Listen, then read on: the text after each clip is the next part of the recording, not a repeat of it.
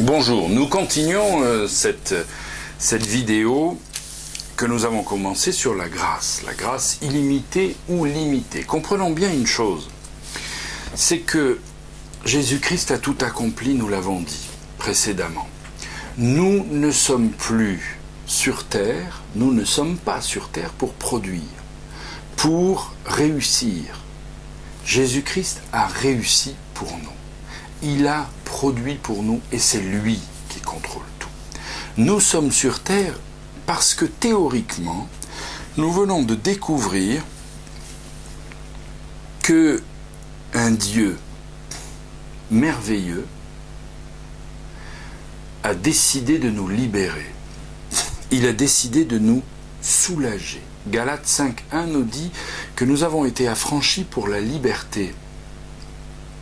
Nous n'avons pas été affranchis pour rentrer sous un autre joug, sous le joug de la pensée culturelle, sous le joug du système d'église religieux, etc., sous le joug de la condamnation, sous le joug de l'inquiétude, sous le joug des œuvres, sous le joug de l'obligation de prier tant de fois par jour, etc.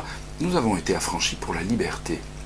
La liberté surtout par rapport à notre identité, la liberté face à nos péchés, la liberté face à notre passé, la liberté face à nos mauvaises habitudes, nous avons été libérés. Mais si nous découvrons à quel point nous avons été libérés, et je vais revenir là-dessus, si nous découvrons à quel point nous avons été libérés, nous ne pouvons que être infiniment amoureux de celui qui nous a libérés. On reprend souvent cet exemple, si j'ai volé un paquet de chewing-gum et que je vais en prison pour ça, et si j'ai tué 5 personnes et que je vais en prison pour ça, qui va être le plus soulagé s'il y a une grâce qui vient ?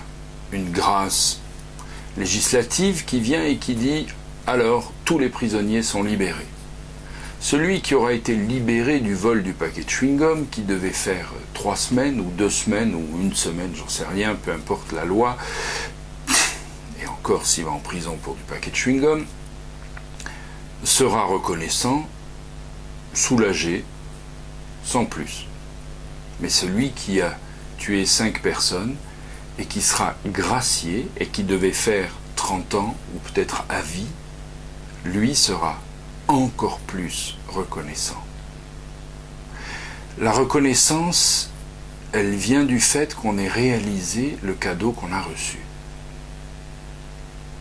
Ce sera un autre thème, mais néanmoins c'est quand même lié à ce thème. Si nous réalisons que sans Dieu nous sommes réellement perdus, nous sommes tordus, pervers, manipulateurs, en train tout le temps de calculer comment est-ce que je vais passer pour le premier, le plus spirituel, celui qui a le plus de témoignages, celui qui prie plus, celui qui a une tête la plus évangélique soit-elle. Si je suis avec cette pression d'essayer d'y arriver, je peux être libéré de cette pensée. Et c'est ce que Dieu veut. Dieu veut me libérer parce que quand je réalise que je suis soulagé, comme je l'ai dit tout à l'heure, je deviens accro de Dieu. Mon Dieu m'a libéré, mais qu'est-ce qui se passe quand on aime quelqu'un ? On a envie de le connaître. Et notre seule chose à faire, bien sûr que, si vous voulez très schématiquement, ce que les gens disent, c'est la chose suivante. Oui, Dieu a tout payé par grâce, mais il faut quand même. Faut quand même obéir, faut quand même servir, faut quand même lire. Non, faut pas quand même. Dieu nous a libérés par grâce et parce que nous sommes reconnaissants, nous avons envie de le connaître. Et parce que nous avons envie de le connaître, nous étudions la parole. Nous la lisons pour mieux le comprendre, pour savoir qui il est. Et parce que nous la lisons, il nous transforme à son image. Parce que plus je connais quelqu'un, plus je vais lui ressembler. Et plus je m'approche de Jésus-Christ, plus je lui ressemble. Et plus je lui ressemble, moins j'ai besoin de pécher, moins j'ai besoin de tricher, moins j'ai besoin de faire semblant, moins j'ai besoin de paraître ou de passer pour quelqu'un de spirituel. Vous avez déjà vu ces endroits, ces lieux où les gens font absolument tout ce qu'il faut pour paraître spirituel dans les gestes, dans les façons de sourire, dans les façons de parler, il faut toujours rajouter une connotation de oui, je vais bien par la grâce de Dieu, oui, le Seigneur m'a montré, oui, le Saint-Esprit m'a convaincu, etc. Il faut toujours avoir un langage, mais c'est un langage qui n'est pas pour tout, hein, qui est que quand on découvre qu'il y a des chrétiens autour de soi. Mais après, on va dans un autre endroit où on rencontre on a des amis qui ne sont pas chrétiens, et ce langage n'existe plus. Pourquoi ? Parce que c'est un langage qui est juste utilisé la plupart du temps pour essayer de prouver à l'autre, et à moi-même, entre parenthèses, que je suis toujours très très connecté avec... parce que moi je suis en accord avec... Non, ça ne marche pas comme ça. Ça ne marche pas comme ça. Dieu n'est pas impressionné par notre spiritualité. Je vous rappelle que Dieu est en tout lieu avec nous. Partout, même aux toilettes. Est-ce que Dieu va être impressionné par ce qu'on fait ? Est-ce qu'il va être impressionné par nos moments merveilleusement spirituels le dimanche matin de 9 à midi, de 9h à midi ?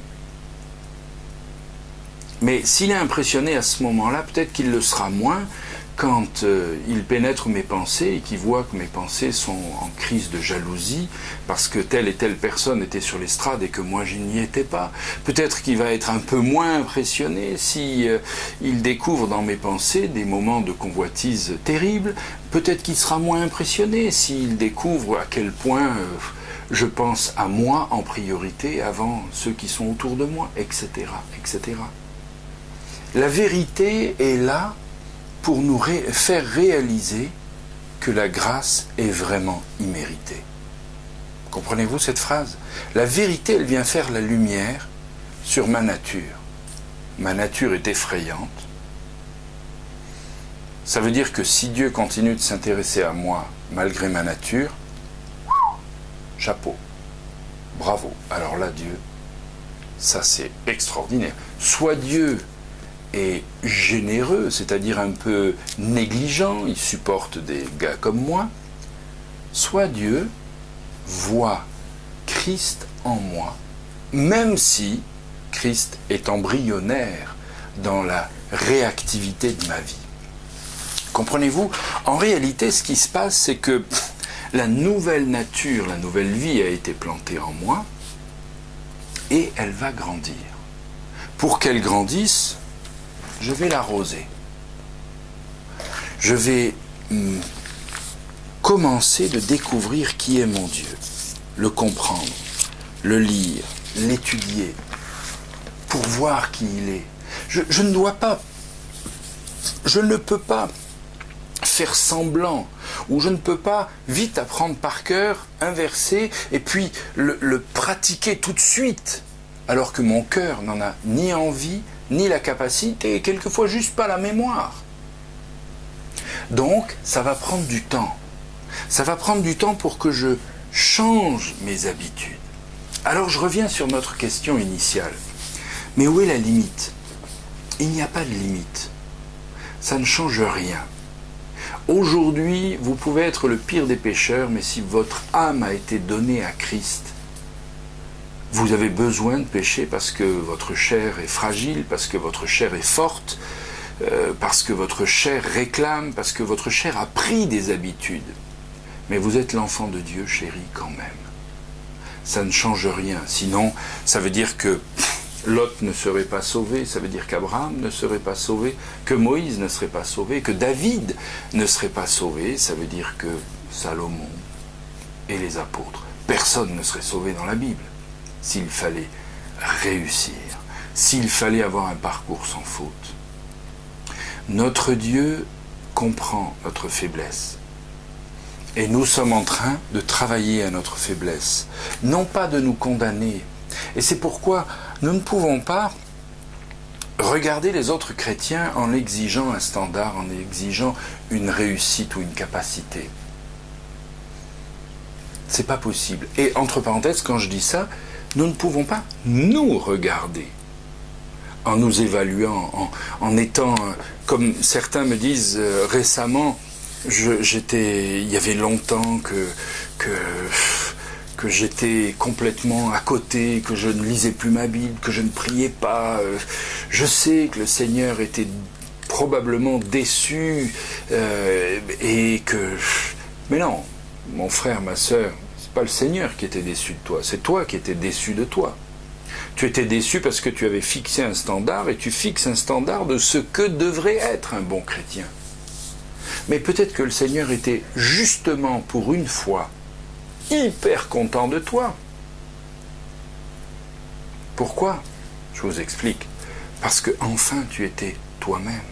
Enfin tu ne jouais plus la comédie, ou enfin tu ne faisais pas semblant d'être spirituel parce que tu faisais ton programme. Bien sûr qu'au niveau de la conscience, quand je prie 1 heure, waouh, j'ai prié 1 heure. La prière est essentielle, mais si je le fais pour passer pour spirituel à mes yeux ou aux yeux des autres, j'ai juste un peu manipulé mon programme. Et Dieu, par voie de conséquence. Attachons-nous à découvrir celui qui nous aime et réaliser à quel point il nous aime pour que nous puissions découvrir à quel point nous pouvons l'aimer et nous l'aimons. N'oublions pas une chose, chaque péché est la conséquence d'un manque d'amour. Donc plus je suis alimenté par l'amour de Dieu, qui est un amour gratuit, qui est un amour indépendant de mes compétences et de mes actes, nous avons été sauvés par la grâce et pas par les œuvres.